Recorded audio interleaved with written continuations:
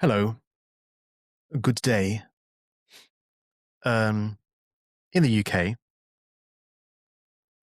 near to London, where I am, it's a nice day. It's sunny.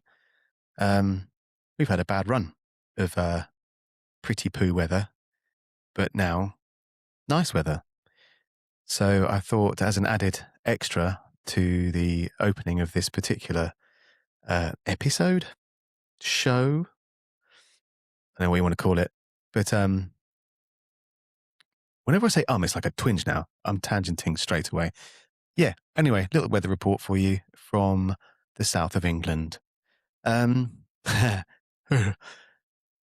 okay, so a follow on to, I recorded a video a couple of days ago, and I kind of got onto a bit of a curve with the being a new dungeon master. And after talking to a friend about it, actually, it's funny because it's like playing guitar or something where you don't know how far you've progressed along that thing feeling like a natural thing that you do all the time, to someone who's just picked up a guitar and they're like, they're just making horrible buzzing sounds and they're like, I want to be as good as you are. And I'm like, well, not that. Oh yeah. Okay. I guess actually I've been playing for X years and I used to rehearse like 3 hours a day. So yeah. Okay.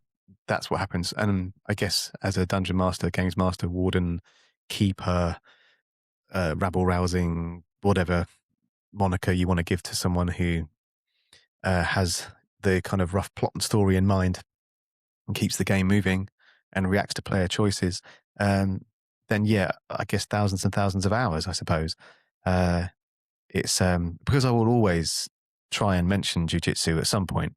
It's like death and taxes. If someone does Brazilian jiu-jitsu, they will somehow tell you they do Brazilian jiu-jitsu. So look, here I am telling you that. But you see it on the mats all the time. You first turn up and it's hard to breathe. It's hard to move. You don't know what you're doing. You feel it's just like being squashed and bent around. And then someone throws you a blue belt at some point and you're like, oh, okay, I'm beginning to get this a little bit now. You start to see the structure and you start to see where the pitfalls are, and you get to, I guess, watch yourself do what you do and then realize that I'm making a wrong move or I'm not in the right frame of mind for this, or, and so, analogous, by the time you get brown belt, which is where I'm currently at, I see a lot more of the game inside the game, and I can look at other people's games, what they're doing on the mats, and get a good idea of what kind of person they are. Should I spar with them, semi-competitively or whatever? And so very much with role-playing games, it's kind of like that, I suppose. This conversation I was having was that it's very easy for me to say, well, you just do this or you just do that. So I'm just going to try and sort of lay down, I suppose, the trajectory of, try not to be too kind of self-imposing about this, but equally not self-deprecating too much either, as I am wont to do, I suppose. But when I very first started as a dungeon master, as a career, no one ever paid me, it was pretty rough, actually. I had seen a few games being played and I hadn't, again, like a fresh white belt, I hadn't at that point understood that just throwing monsters on the table and beating the party to a pulp wasn't the idea of the game. That's what I did. I collected some miniatures. I painted them quite poorly, I think. And my friends came over. We ran a game. The plot was not, I think it was literally, you got to get from one end of this forest to the other. And on the way, I introduced a number of freshly painted miniatures and, just we rolled dice and eventually, I think I just sort of probably demoralized those players a bit. I mean, we were really young, so it didn't matter. It's just like one of those kind of empty Saturday afternoons or something. No one had anything better to do, you know. But I remember, that's an old memory. That was been in the 80s, and it still sticks with me as kind of I misunderstood something. And then, played with different people. My friend Martin Gooch, he's a filmmaker now. Actually, he's really cool, Martin. he introduced me to Warhammer Fantasy Roleplay. He ran a game in my bedroom, and it was really good. And Martin, I suppose it all makes sense now. Martin went on to make short films and I guess produced or definitely camera work for lots of TV shows that you've probably seen.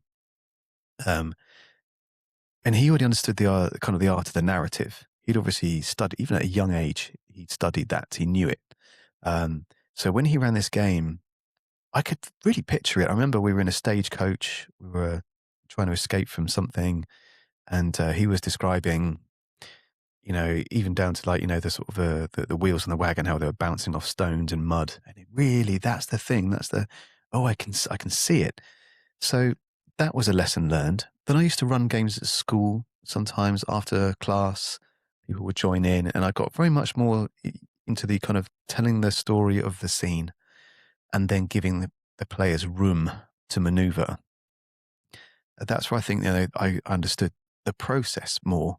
And the thing about that is that you can, we all say Dungeons and Dragons because it's the kind of incumbent, but that applies to any situation, I suppose. If you're even just down at the pub or something telling a story, it's kind of, some people get annoyed when you're trying to tell a story and someone talks over you or jumps in. Or a good storyteller, in my opinion, the lights in this place, sensitive lights. So telling a good story, if someone hops in, then you give them room. If they derail your story, okay, that's what that is. If you're at the pub, that's just the natural flow of conversation. Someone else takes over. People get interested in that topic. Your topic's left behind and you move on. So what? Let it go. When you're a dungeon master, your role is to keep that narrative buoyant. Keep that going. So if you're a new dungeon master, I would say, again, very easy for me to say, this is how you do it. Whatever, everyone's got their style. But the things to look out for are, okay, have you got a few scenes that you have got in place? One of them should be introduce the, people go for this session 0 thing now, which it depends. Which is kind of like, you kind of almost build everything together at the beginning. I get that, and it works with some games, but actually I'm quite a fan of, they meet up in a tavern, they meet up on the road, on the side of a road. You're thrown straight into a battle with people, that you don't know, but you're going to find out who your party members are in the middle of this fight. There's loads of ways of creating that opening scene.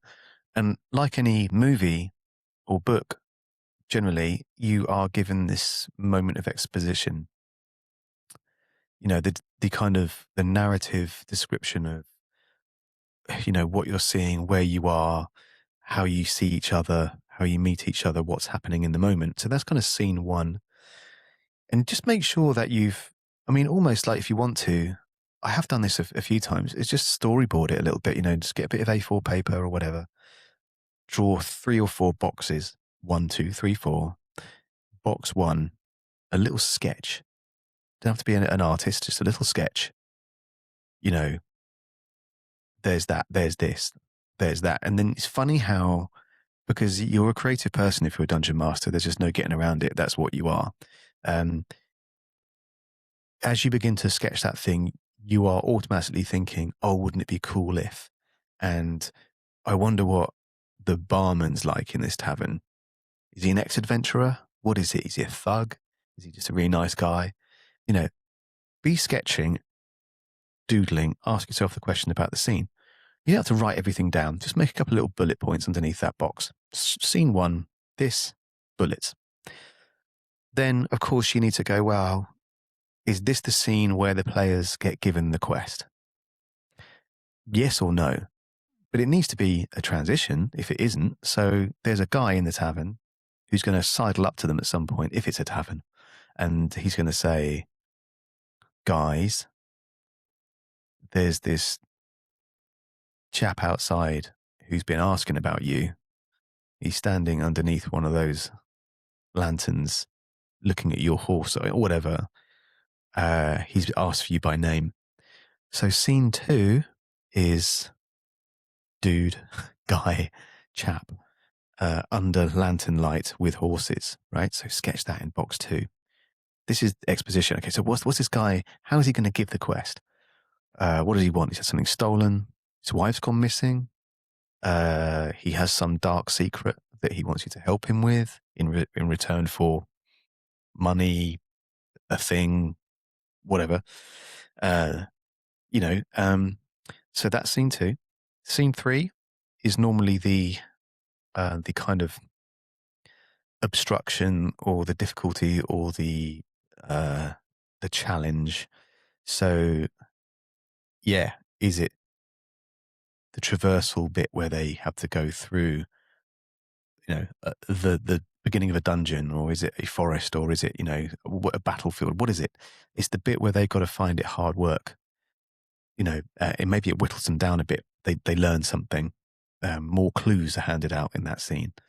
So again, doodle that out. Okay, let's say it's a battlefield, and there's lots of dead people in armor and stuff, but it turns out that not all of them are exactly dead. So okay, let's have a little look in the old dungeon, in the monstrous whatever it is, companion these days, and go, okay, let's have a look at skeletons, or let's have a look at the undead or ghouls or something. Get their stats down, blah blah blah. There's a scene where maybe there's like a mound of guys in armor, and it's like, okay, well, one of the players is probably going to say, I want to have a look at that. Okay, you go and have a look. One of the bits of armor starts twitching. Okay, again, make it real for them. If a player keeps talking over you, does happen every now and again, then just wait. Like a good good teachers are like this. They just they wait for you to run out of gas. And as adults, or younger adults, I guess, if one of your friends is putting their time into building this adventure, they should have the respect at some point to kind of shut up and let you get on with your job, which is to describe to them, this is what's happening, right? Little aside, if that person keeps doing that thing, you're going to have to at some point say, I'm really sorry, but I find it really difficult having you at the table. So either figure it out or don't come back. Sorry. I had to do that a few times for sure. Everyone's there to have fun, right? If there's one person who's making that not happen for you, then you need to be a little bit hard about it. Anyway, that one side. So make the scenes real. Make a few bullets for yourself, because there's one thing that is really hard to do. And I have a theory about dungeon masters and ADHD. I think lots of dungeon masters have ADHD because that's the thing that they're into fantasy in the first place, right? They're like fantasy, sci-fi. It's kind of they get engrossed. They are, geeks, whatever. So it's really hard to have a book or loads of writing, and then have to kind of go, I've got to find this bit where the thing and the thing. So if you're writing your own adventure, just bullet points for yourself is fine. You mentally fill in the gaps anyway. You can look at the sketch and you can kind of extrapolate from there as well. Start to think about the mud on the battlefield, the rain on the armor, the dried blood, the crows, the whatever. You start to conjure the visual thing that your players need and enjoy. So, I can't remember what scene that was, but scene 3, scene 4, anyway. So let's move along to the kind of I suppose the closing. If you're doing like a one shot, the kind of the bit where the reward or not happens, but the bit where the payoff happens at least. And that's normally like final boss, final puzzle, the big twist or something where, I didn't expect that, where your players are like, what? How do you think of that? Like, yay, to go and watch The Sixth Sense, whatever. So again, just make these things come alive. There goes the lights.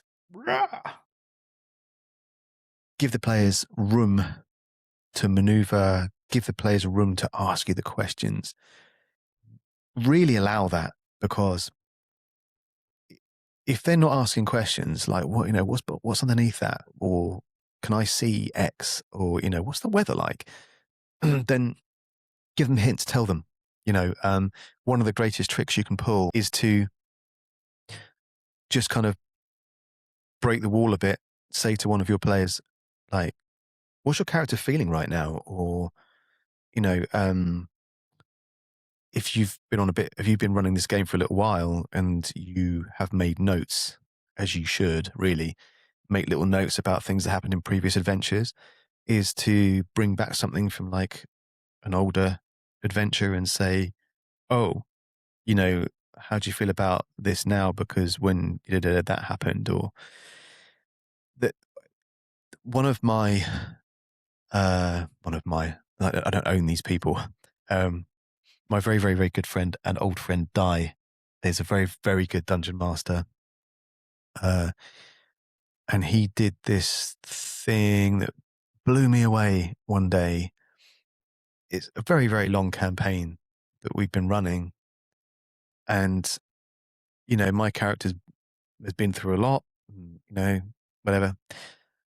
And I had forgotten so many things. And then my dungeon master's like, Di, my dungeon master, I don't own Di. He's not copyrighted or anything. I find this letter on a dead body in the Underdark. And Di's like, yeah, you find this letter. So I'm like, I unravel it, and it's for me from an NPC that my character hadn't seen or spoken to for years. But it alluded to a conversation that we'd had literally years ago. And I remember looking at Di like, how do you remember this? I mean, obviously, Di keeps notes, and he knew that at some point a huge payoff for me would be to find this letter addressed to my character, you know, years after the event. That totally blew me away, and what a great piece of dungeon mastering. But you can be as effective as that just by alluding to the game you had last week, or the game you had 2 weeks ago, or the game, you know, maybe there's always that guy in a tavern at the very beginning who, like, you just, as a dungeon master, you just brush gently against, as in literally you're kind of, there's a warrior with a kite shield, there's a mage standing next to him, there's like, you know, there's a dwarf with like really, really grey hair, and you just go, and then whatever. But in your mind, put a little note next to that dwarf, for example, because in episode or game 4, 5, 6, that dwarf might come back, you know, bring it back with a warning, or you find the corpse of the dwarf somewhere, or, you know, whatever it may be. But that's really good because it shows that you're creating lore, continuity, you're remembering what the characters have been through, what they've seen from ages before.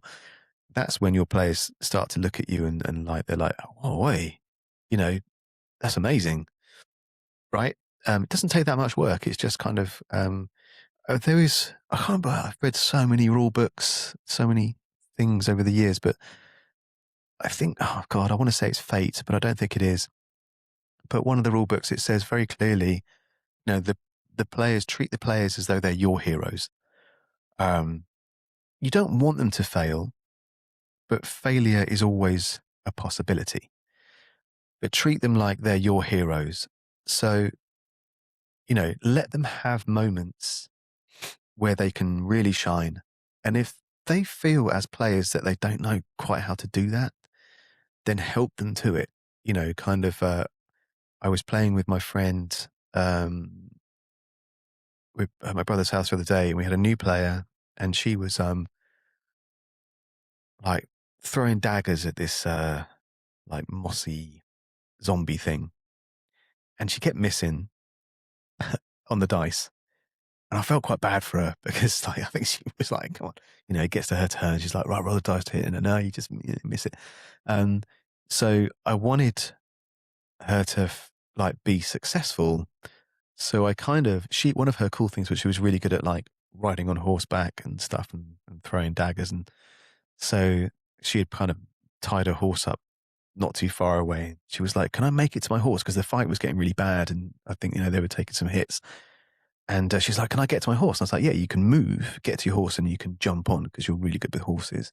So rather than like, okay, roll a dice, because I didn't want her to fail, right? I just just do it. Of course you can do that, right? Oh, I can do that. Yeah, you can do that. So on she jumps. And then she's like, right, I'm going to ride fast as I can. It's on her next turn. Obviously, there are mechanics. You can't everyone get away with everything. But on her next turn, she rides this horse like full speed towards this moss zombie thing, and she throws a dagger at the same time. And again, I was like, look, you know what? Have advantage on that because A, you're riding full pelt. You're used to this stuff, you know, and you're filled with like kind of fury seeing your friends getting pummeled. So have advantage. So she did. She hits. Bang. It's enough to kill. I can't remember whether or not the hit points were really enough. I think they were actually. She legitimately killed this zombie. And, you know, and then I see the moment where she's like, awesome. And everyone at the table's like, you know, that's great. And that was like, it was like, that's D&D. Well, it wasn't actually. We were playing Index Card RPG at the time, but you know what I mean.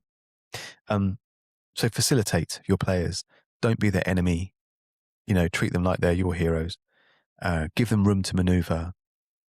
Don't be afraid. And another thing I brought up on the last video, which I'm trying to stick to myself now, is there's nothing wrong with taking a break every 20, 25 minutes, just for a couple of minutes, just to let everyone kind of shake it out a bit. And then sometimes what happens actually is in that moment, your players stay at the table, but they continue talking about the game, like they're planning, which is also great because part of role-playing games is giving your players the room to plan and muck around a bit and, you know, whatever. Because if you are constantly like in their ear, I always think that dungeon masters that I've not enjoyed playing with are the ones who, you know, like you're beginning to talk to the person opposite you, like, oh, I think if we do this, or maybe, you know, like find a rope and tie that to that, then, you know, and then your dungeon master suddenly jumps in and is like, well, what are you doing? It's like, well, we were just trying to figure it out, actually. So can you give us like a minute? And that's fine. Give them a minute. Give them their time, right? It makes them feel creative. It makes them feel like they've overcome an obstacle together. And, you know, Dungeons and Dragons should be a collaborative game. It's kind of you and your party versus the world. So allow for this. I mean, I mentioned Chris Perkins a couple of episodes ago. Chris Perkins is a fantastic DM. I wish that he did more. I think he's with Darrington Press now. He's gone off with Matthew Mercer. I mean, what an asset, I hope, anyway.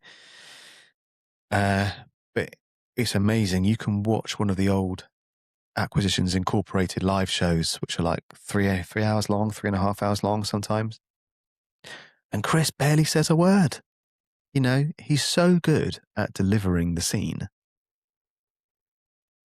And to be fair, his players are really kind of good players as well. They work really well together. But, you know, he doesn't have to say much.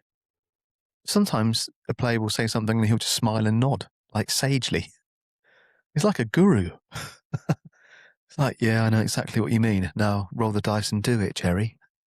So anyway, dungeon masters who talk too much are, I think, a bit of a pain in the arse.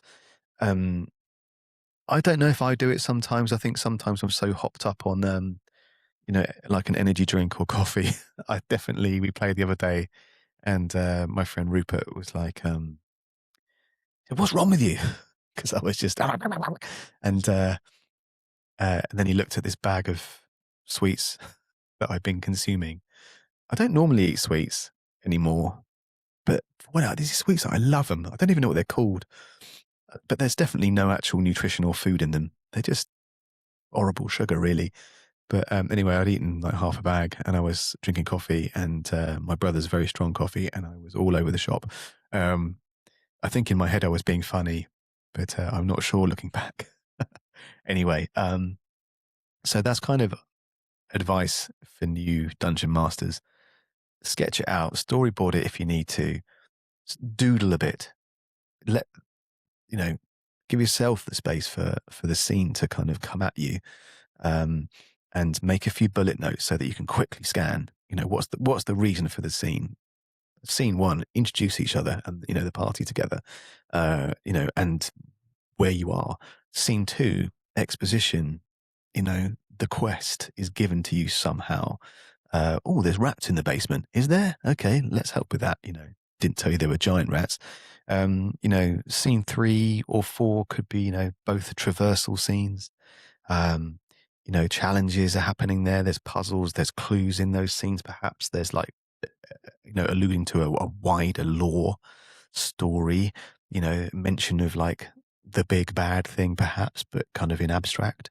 So that you do allow yourself room for, maybe more of a campaign if you play beyond this one game. You know, make the last scene as climactic as possible, but don't force it. There's no point trying to, it's like when you're watching a movie and the soundtrack, the score suddenly just bursts into action, but the doesn't really fit the scene, if you know what I mean. And it's a little bit of a, so let it be what it will be, but hope, I suppose, that the final scene will be the conclusion that you want. Sometimes it ends in a total party kill. That's a conversation for another day, because that causes sadness. And sometimes anger and violence. Anyway, allow your players room to maneuver, allow them to ask questions. If they're not asking questions, ask them questions about how they're feeling. It doesn't always have to be like, so what do you do? Sometimes it can be, just simply, how do you feel about this? Or, what would you, I don't know, what do you want to get out of this? So that it kind of brings your player back in quickly and they're like, oh, I really want this to happen. Okay, fine. So, do that for sure. And then outside, I think everyone now can text each other or whatever, probably in a group text or something after the game, not straight afterwards. Give everyone a bit of time to get home and, deal with the game and whatever it is they're doing, their kids and stuff. But maybe the next day or the day after, just text individually or the group, like, what do you want your character to, is there anything particular you want your character to do or find, or, any backstory you want to create around your character that I can work into the game? That's great too, right? Some players are like, nah, but some are like, actually, yeah, you know what? I really want to kind of make my character kind of move in this direction and become this thing over time. Great. Work it in as a dungeon master. This game's for everyone. It's not just for you and it's not just for them individually. So it should get to the point where everyone's looking forward to playing because they can't wait to see what happens next and what the fate has in store for their characters. So yeah, but, work this stuff in or not, but it's certainly for me over the years, I got into a kind of a pattern of doing these things. And actually, like that old thing where sometimes people, like musicians, will say, oh, I wrote that song in 10 minutes. It just kind of came from nowhere. I've definitely had games where I've over prepped and the game's gone sort of badly because it's just too dodgy. And then there's games where I've barely prepped at all. I've just kind of gone, right, scene 1, 2, 3, this, gotta go, gotta be there in time. And they've been the best games because I know where things are going roughly and I can handle it, I can balance it, but actually sometimes it makes you so free. As long as you can think on your feet and you're not too tired, those games can sometimes be the absolute best, and the ones that are years and years later, people still mention, they bring it up and they're like, oh, wasn't that mad? And you're like, yeah, that was a great game, actually. That was very cool. And then secretly you're like, I don't think I wrote anything down at all, apart from 2 bullet points. Anyway, I am blathering, trying to keep these things under half an hour. All right. So thanks for watching or listening. Yeah, there's a button, subscribe, whatever.